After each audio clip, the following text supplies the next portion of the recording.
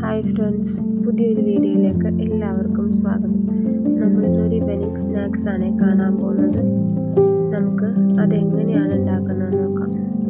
അപ്പോൾ ചാനൽ ആദ്യമായിട്ടാണ് എല്ലാവരും കാണുന്നതെങ്കിൽ എല്ലാവരും ഒന്ന് സബ്സ്ക്രൈബ് ചെയ്യാൻ മറക്കല്ലേ. അംഗനവാടികളിൽ നിന്ന് മാത്രം കിട്ടുന്ന ഈ അമൃതം പൊടി കൊണ്ടാണ് നമ്മൾ ഇന്ന് ഈവനിങ് സ്നാക്സ് ഉണ്ടാക്കാം. അതിനായിട്ട് നമുക്ക് ശർക്കര ചൂടാക്കാൻ വെച്ചിട്ടുണ്ട്. ഒരു പാത്രത്തിലേക്ക് നമ്മൾ കുറച്ച് അമൃതപ്പൊടിയും കുറച്ച് തേങ്ങയും ചിരകി നമ്മൾ മാറ്റി വെച്ചിട്ടുണ്ട്. അതിനുശേഷം ഗ്യാസ് ഓണാക്കിയിട്ട് നമുക്ക് കുറച്ച് നെയ്യ് ചൂടാക്കി എടുക്കാം. നെയ്യ് വേണമെങ്കിൽ ചേർത്താൽ മതി കേട്ടോ. അതായത് നെയ്യ് ഇട്ടാൽ നമുക്ക് കുറച്ചുകൂടി ടേസ്റ്റ് ഉണ്ടാവും.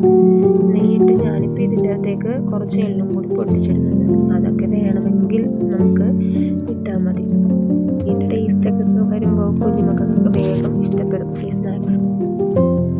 നെയ്യ് ചൂടായി വരുമ്പോൾ നമ്മൾ അതിൻ്റെ അകത്തേക്ക് കുറച്ച് എള്ള് ഇട്ട് പൊട്ടിക്കും.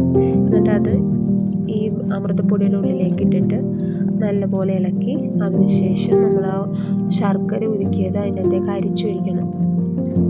ഇത് നല്ലപോലെ മിക്സായി വരുന്നത് വരെ നല്ലപോലെ ഇളക്കിയെടുക്കാം. പാൽ കൊടുക്കുന്ന അമ്മമാർക്കൊക്കെ ഇത് വളരെ നല്ലതാണ്.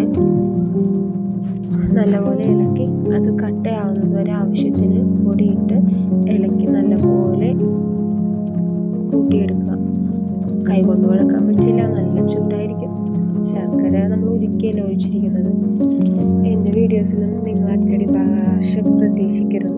എന്ന് വെച്ചാൽ ഞാൻ നോർമലായിട്ട് സംസാരിക്കണ പോലെ നമ്മുടെ വീഡിയോസിൽ സംസാരിക്കും. അപ്പോൾ അതുകൊണ്ട് എന്താ ഈ പെണ്ണിങ്ങനെ സംസാരിക്കണേ എന്ന് വിചാരിക്കരുത്. നല്ലപോലെ മിക്സ് ചെയ്യണം. അതായത് എല്ലാ ഭാഗത്തും ശർക്കരയും പൊടിയും ഒരുപോലെ മിക്സായി വരുന്നത് വരെ നല്ലപോലെ സ്പൂൺ ഉപയോഗിച്ച് നല്ലപോലെ മിക്സ് ചെയ്തെടുക്കണം. ശർക്കര ലൂസായിട്ടാണ് കിടക്കുന്നതെങ്കിൽ ആവശ്യത്തിന് പൊടിയും കൂടി ഇട്ട് നല്ലപോലെ ടൈറ്റായിട്ട് ഇളക്കിയെടുക്കും. ശർക്കര പാനി തണുത്ത് കഴിയുമ്പോൾ കുറച്ചുകൂടി ടൈറ്റായിട്ട് വരും.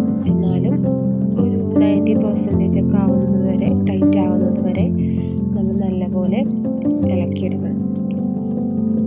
ഇളക്കി നല്ലപോലെ മിക്സ് ചെയ്തിട്ട് വേണം നമുക്ക് അടുത്ത സ്റ്റെപ്പിലേക്ക് കിടക്കാൻ.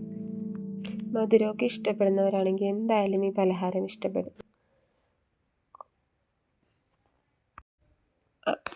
അത് തണുത്തതിന് ശേഷം നമുക്കത് ചെറിയ ഉരുളകളായിട്ട് എടുക്കാം.